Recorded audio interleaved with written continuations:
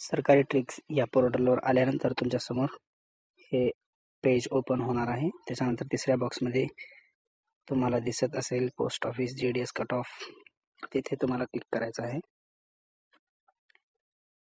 त्याच्यानंतर स्क्रॉल करत खाली यायचं।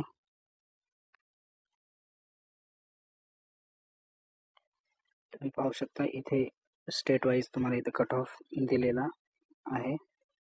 परत तुम्हाला खाली यायचं आहे व महाराष्ट्राचा कट ऑफ आपल्याला इथे या ठिकाणी पाहायचा आहे। तर तुम्ही पाहू शकता महाराष्ट्र जो EOR कट ऑफ आहे तो 95 आहे। त्याच्यानंतर OBC वाल्यांचा जो आहे 94 आहे। त्याच्यानंतर EWS वाल्यांचा सुद्धा 94 आहे। SC वाल्यांचा 92.667 आहे। 93.33 हा ST वाल्यांचा आहे आणि 88 हा PWD वाल्यांचा आहे।